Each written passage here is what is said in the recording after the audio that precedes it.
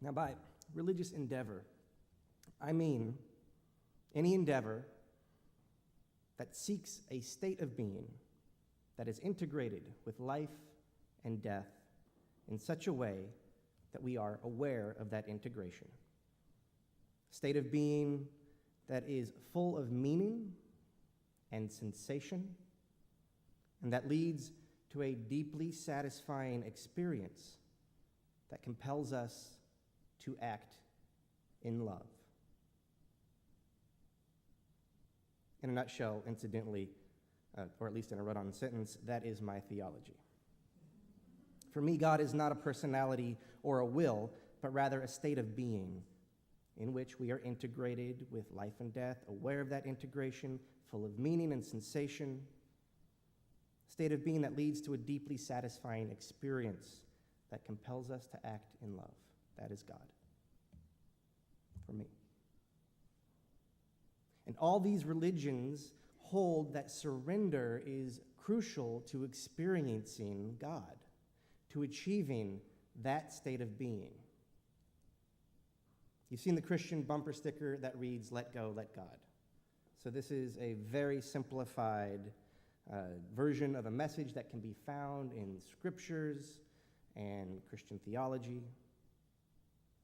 Taoism is about getting out of your own way and finding freedom and agility in surrendering to a larger cosmic way.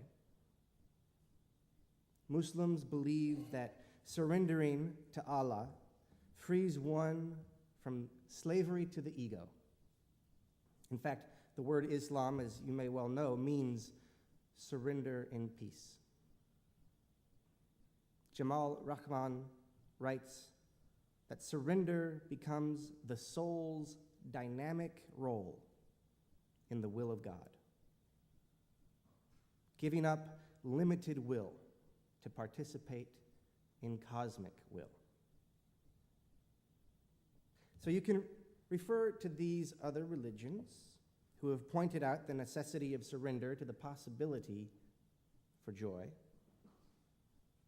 Or you can simply do this. Remember love. Remember the last time you fell in love. May you fall forever. Was that a decision? Was that an act of control? Now, you may have set out to woo, seduce, cajole, or bribe your beloved, but before that pursuit, or possibly in the midst of it, something happened. And that was beyond your manipulation.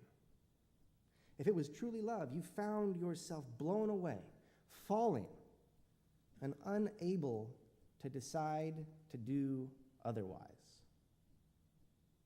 You abandoned yourself to that emotion. This is a surrender. And it yielded what I assume was the most powerful, most wonderful, most profound and joyous days and nights of your life. So how do we attain that joy in life, with life? How do we, as Unitarian Universalists, surrender? To what do we surrender? Or here's an interesting question. Are we, as human beings, predisposed to surrender? Do we do it whether we want to or not? Because if that's the case, I'm going to suggest that unless we do so intentionally and ritually, we will likely find ourselves surrendering in unconscious ways. And there is danger there. These unconscious abdications may include indulging in escapism, drink, drugs, or denial, each of which in and of themselves may or may not cause harm, but they do flirt with disaster if you suppress surrender consciously, then you experience it at greater peril. I've already alluded to the idea that the opposite of surrender is about control. But control, trust me on this, I'm becoming an expert, is a fiction. At most, it's a temporary state. Okay, so that's another sermon. I preached it, it's online.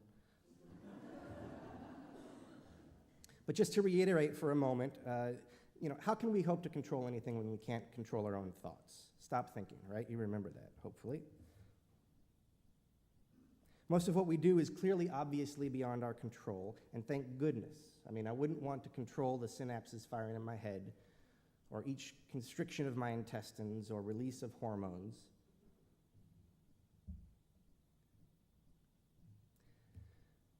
And that's just the stuff happening within us.